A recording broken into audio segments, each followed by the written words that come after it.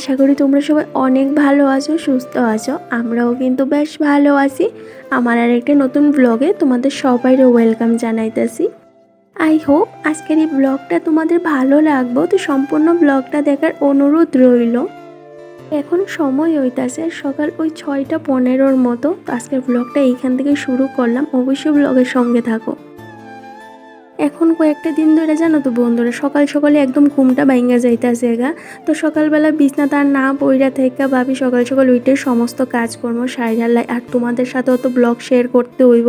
তো যদি কাজকর্ম না করি তোমাদের সাথে ব্লগ কি শেয়ার করবো। তো যাই হোক, আজকেও দেখো একদম সকাল সকালে ঘুম থেকে উঠে গেছি গা। তারপর সংসারের কাজগুলিও কিন্তু শুরু কইরা দিছি। ঘুম থেকে ওঠার পর প্রথমেই ঠাকুর প্রণাম করে দিনটা শুরু করি। তারপরে ঘরের যে সামনের জায়গাটা আছে এটা ঝাড়ু দিয়া জলটা দইয়া দিই। তারপরে গাছে জল দেওয়া, কারণ সকাল দিকে গাছে একটু জল দিলে না গাছগুলি দেখবা সারাদিন বেশ ভালো থাকে। কারণ সকালবেলায় গাছে একটু জল দিয়া দিলাই। তারপর এই যে ফ্রেশ হইয়া এবার আইয়া পড়ছি রান্না করে। এবার সকালের যে টিফিনটা আছে এইটা করবো। হাজব্যান্ডও ঘুম থেকে উঠে গেছে গা। তো এই যে চাটা বুয়াই দিছি, এবার সকালে টিফিন কইরা তারপরে ঘরের কাছে হাত দিমো। তো সকালবেলায় চেষ্টা করি আগে বাইরের কাজগুলি সাইরা নিতে, কারণ যত বেলা বাড়ে রৌদ্রটাও বাড়তে থাকে। আর বাইরের কাজগুলি না এই রৌদ্রের মধ্যে একদমই করা যায় না। তো সকাল সকালে যদি আগে বাইরের কাজগুলি সাইরা লাই, তাহলে ঘরের কাজগুলি না একদম ঠান্ডা মাথায় আমি করতে পারি। টিফিনটাও রেডি করলাম, তারপরে সকালে টিফিনটা সারছি। আর আজকে টিফিনে আসছিল হাজব্যান্ডের লেগে চা বিস্কুট। আর কালকে সন্ধ্যার সময় ঘরে একটু চাউমিন আসছিল, তো চাউমিনের না কোনো মশলা আসছিল না। তো একটু দুধ চিনি দিয়ে সেটা চাউমিনটা করছিলাম। তো একটু আসছিল, এটাই সকালবেলা গরম করে দুজনে কিন্তু সকালের টিফিনটা সাইরা লাইছি। তো যাই হোক বন্ধুরা, সকালের টিফিনটা সারলাম। তারপরে এই যে সকালে চায়ের বাসন আর কালকে রাত্রে যে বাসন কইটা আসছিল এই কইটা দইয়া এই যে কুয়ার উপরে রাইখা পড়ছি। বাসন কইটা শুকাইছে এবার, তারপর জায়গা মতো রাইখা দিব। তাহলে চলো ওইদিকে ভাত আর ডালটা হইতে হইতে এইবার আমি গড় দোয়ারটা ভালো করে পরিষ্কার করে গুছাইয়া রাখি। আর জানো তো বন্ধুরা, হাতে মাত্র আর কয়েকটা দিনই আছে, তারপরে আমরা বাড়িতে যাইতেছি। তো বাড়িতে যাওয়ার আগে চেষ্টা করতেছি ঘর দোয়ার একদম সুন্দর করে গুছিয়ে পরিষ্কার কইরা তারপরে বাড়ি যাই। কারণ আমরা যখন বাড়ি থেকে আমু তখন আমাদের সাথে আমার মা, কাকিমণি আরও অনেক মানুষ আইব। তো বাড়ি থেকে আওয়ার পরে এত কাজ তো আমি একসাথে করতে পারতাম না। তো আগে থেকেই কাজগুলি আমি গুছাইয়া রাখা দিতেছি। আজকে 5-6 দিন হইয়া গেছে, বেডশিটটাও চেঞ্জ করা হয় না। তো ভাবলাম আজকে বেডশিটটা চেঞ্জ করি, কুলবালিশের কাভার বালিশের কাভারগুলিও চেঞ্জ করে দিই। তো আজকে শুধু বেডরুমের যে বেডটা আছে এইটার বেডশিটটাই চেঞ্জ করলাম। লিভিং রুমেরটা আজকে আর করলাম না, কারণ এত সব কাপড় একসঙ্গে ধুইতে গেলে না অনেকটা পরিশ্রম হয়ে যায়। বিছনাটা ভালো করে গুছাইয়া আগে থেকে এই যে ভাতটাও হয়ে গেছে। তো ভাতের মাঠটা জড়াইলাম আর কর্ম জালি ভাজা। তো এই যে কালকে রাত্রে জালিটা আমি ভালো করে কাইটটা ফ্রিজে রেখে দিয়েছিলাম। তো এখন নুন হলুদ আর একটু মরিচের গুঁড়া মাখায় সেটা এই যে ভাজাটা বুয়াই দিয়েছি। তো এইদিকে ভাজাটা হইতে হইতে আমি বাকি যে ঘরের কাজগুলি আছে এইগুলি সাইরালামও।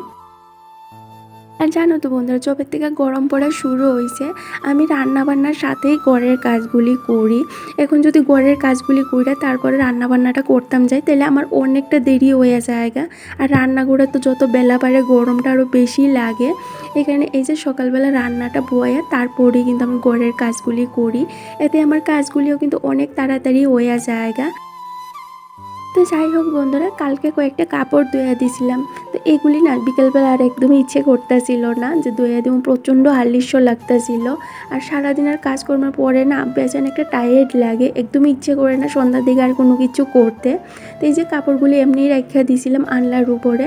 তো সকালবেলা ঘর দোয়ার গুছাইয়া এই যে কাপড় কইটাও বাজ করে রাইখা দিছি। তো এইদিকে আমার জালি ভাজাটাও হয়ে গেছে গা। তো জালি ভাজাটা নামাইয়া এইবার বয়াই দিলাম এই যে পটল আর আলু। তো আজকে একটু পটল আলুর তরকারি করবো। তো এই যে পটল আর আলুটা হইতে হইতে এখন সকালে যে ডাস্টিংটা আছে এইটা সাইরালামও। কাজগুলি যেহেতু আমি একা হাতে করি এই কারণে আমার কিন্তু সব দিকেই নজর রাখতে লাগে, রান্না বান্নার সাথে ঘর দোয়ারের কাজগুলি আমার করতে লাগে। তো আমার না এইভাবে কাজ করলে সুবিধা মনে হয়, আর কাজগুলিও কিন্তু ভীষণ তাড়াতাড়ি হয়ে যায় গা। অনেক বন্ধুরা আছো যারা আমারে কমেন্ট করে দিদিভাই ডেইলি ব্লগ দাও, তুমি কেরে ডেইলি ব্লগ দাও না, তোমার কাজগুলি ভীষণ ভালো লাগে দেখতে, তুমি ডেইলি ব্লগ দাও। আমি জানি আমার বন্ধুরা আমার কাজগুলি ভীষণ পছন্দ করে, আমার কথাগুলি ভীষণ পছন্দ করে, কিন্তু এই গরমের মধ্যে না আমি একদমই পারি না ডেইলি ব্লগ দিতে।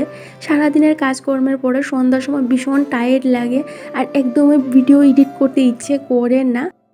আমি যদি আগের দিন রাতে ভিডিওটা এডিট কইরা আপলোড কইরা না রাখি তো পরের দিন সকালবেলা আমার কাছে একদমই সময় থাকে না যে আমি এডিট কইরা ব্লগটা আপলোড করবো।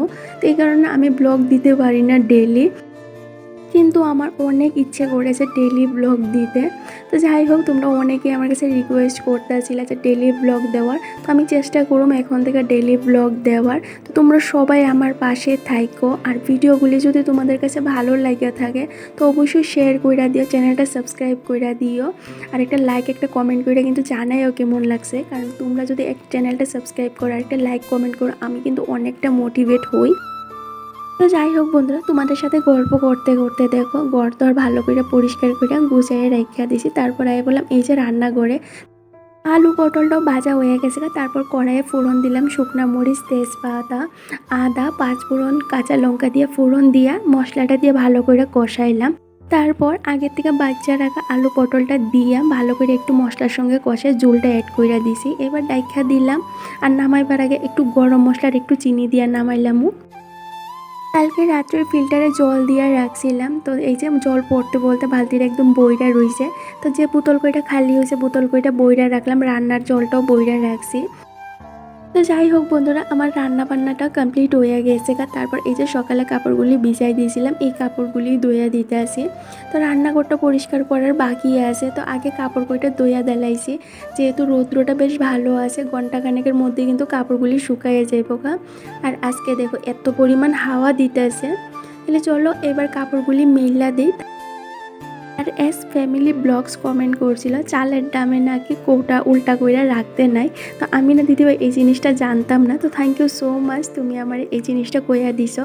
আমার এখানে যেহেতু আমার শাশুড়ি মা থাকে না, আমার বড় কেউ নাই, তো এই জিনিসগুলি আমার কইয়া দেওয়ানোর মতো কেউ নাই, কিন্তু তোমরা যখন আমার এই ছোট ছোট জিনিসগুলি এই ভুলগুলি দৌড়াই দাও আমার বেশ ভালো লাগে। তো তোমরা সবসময় আমার পাশে এইভাবেই থাকো। যাই হোক বন্ধুরা, কাপড়গুলিও দইয়া মেলা দিয়া পড়ছি। এইবার চলো রান্নাঘরটা পরিষ্কার করি, তারপর ঘরটা মুছা স্নান করবো, ঠাকুর পূজাটাও দেওয়া বাকি আছে। আর দেখবা বন্ধুরা, এই গরমের মধ্যে কাজগুলি করতে একটা ভীষণ অস্বস্তি লাগে, অনেক সময় তো ইচ্ছেও করে না এই কাজগুলি করতে, কিন্তু কাজগুলি যদি না করি তাইলে তো হইতো না, কাজগুলি তো আমাদের করতেই লাগবো। তারপরে এই গরমের মধ্যে যদি আমরা সকাল থেকে একটু বুদ্ধি করে কাজগুলি করি তাইলে দেখবা সকাল সকালে কিন্তু সমস্ত কাজকর্ম একদম সুন্দর করে পরিপাটিভাবে সাইরা লাওয়ান যায়। শম্পা ঘোষ কমেন্ট করছিল দিদিভাই তুমি কি নবদ্বীপ কোনোদিন আইছো? না গো, আমি কোনোদিন নবদ্বীপ গেছি না, কিন্তু ইচ্ছে আছে যাওয়ার। যাই হোক বন্ধুরা, এদিকে আমার ঘরটাও মোছা হয়ে গেছে তারপর এই যে হাজব্যান্ড স্নান করে খাওয়া দাওয়া করে ডিউটিতে বার হয়ে গেছে তো তারপর আমিও বাকি কাজ সাইরে এই যে স্নান করে আইয়া পড়ছি। তাহলে চলো এবার তেল সিঁদুর দিই, তারপরে ঠাকুর পূজাটা দিমু। কৃষ্ণা অধিকারী দিদিভাই কমেন্ট করছিল যে বেশ ভালো লাগলো তোমার ব্লগটা, তো থ্যাংক ইউ সো মাচ এত সুন্দর একটা কমেন্টের লেগে। অনেক দিদিভাই বোন আমার জিজ্ঞেস করেছে তোমার বাড়ি কোন জায়গা, তোমার বাবার বাড়ি কোন জায়গা। তো আমার বাবার বাড়ি ত্রিপুরাতে, আমার শ্বশুর বাড়িও ত্রিপুরাতে, কিন্তু আমার হাজব্যান্ডের কাজের সূত্রে আমরা জলপাইগুড়িতে থাকি। তো যাই হোক বন্ধুরা, আমার ঠাকুর পূজাটাও দেওয়া হয়ে গেছে তারপর খাওয়া দাওয়াটা সারলাম। তারপর এই যে সকালে যে বাসন কইটা ধুইয়া রাখছিলাম এই বাসন কইটা আয়না রাখিয়া দিছি ঘরে। এখন গাছের একটু যত্ন নেওয়ার সময়, তো এই যে একটু খোল, তো এটা গাছের গুঁড়িতে দিয়া দিব। আমার বাড়ির যে মালিক আছে তাইনের কাছ থেকে আমি এটা চায়া নিয়ে আইছি গাছে একটু দেওয়ার লাগিয়া। এমনিতে তো গাছে কোনো কিছুই দেই না, শুধু জলেই দেই, আর মাঝে মধ্যে ওই চাল দেওয়া ডাল দেওয়ার জলটা দেই। তো আজকে একটু খোল দিয়া দিতেছি, কাকাবাবু দেখতেছিলাম গাছে একটু খোল দিতেছে, তো আমিও কইলাম আমার একটু দিত। তো কাকাবাবু কাছ থেকে খোলটা নিয়ে আয়া এই যে গাছের গুঁড়ি একটু একটু করে দিয়ে দিলাম। আর জানো তো বন্ধুরা, এই গাছগুলি না এত ভালো গ্রো করতেছে, আর ওই যে উপরে মানি প্ল্যান্টটা রাখা আছে এটা না নতুন লত বাইরেতে আছে, যেটা দেখে না আমার এতটা আনন্দ লাগতেছিল যে এতদিন কষ্ট করার পরে আজকে এই গাছগুলি কিন্তু ভীষণ ভালো তাড়াতাড়ি গ্রো করতেছে। তো যাই হোক বন্ধুরা, সমস্ত কাজকর্ম সারলাম আর এখন সন্ধ্যাও হয়ে যাইতেছে গা। কাপড় কইটা এনে বাজ কইরা রাখলাম। এবার চলো ঘরের জ্বালানাগুলি লাগাই, তারপর ঘর দোয়ার ঝাড়ু দিয়ে সন্ধ্যাবাতিটা দিমু। একটা দিদিভাই আমারে কমেন্ট করছিল যে তার মা বাবার মধ্যে ভীষণ ঝগড়া, দিদিভাই কী করবো বুঝতে পারতেছে না। তো দেখো আমি কি করবো আমি নিজেও জানি না, আমি তো শুধু এইটুকুনি কইতে পারি যে একসঙ্গে থাকতে গেলে খাইতে গেলে ঝগড়া হইব, এইটাই স্বাভাবিক। কিন্তু ঝগড়ার পরে নিজেদের মধ্যে কথা কইয়া সেরে এই জিনিসটা সর্ট আউট কইরা নেওয়াই বুদ্ধিমানের কাজ। একটা ঝগড়া যখন বেশি বাড়তে থাকে তখন কিন্তু সংসারের লেগে অনেকটাই ক্ষতি। তো নিজেদের মধ্যে কথা কইয়া সেরে সেই ঝগড়াটা সর্ট আউট করে নিতে গো, তাইলে দেখবো সব সমস্যার সমাধান হইয়া যাইব গা। ব্লগটা আমি এইখানেই শেষ করতেছি। যদি ভালো লাগে অবশ্যই চ্যানেলটা সাবস্ক্রাইব করে রাখবেন, লাইক একটা কমেন্ট করে কিন্তু জানাই তোমাদের কাছে কেমন লাগছে। তো আজকের জন্য টাটা, দেখা হবে নেক্সট ব্লগে। সবাই অনেক ভালো থেকো, সুস্থ থাকো।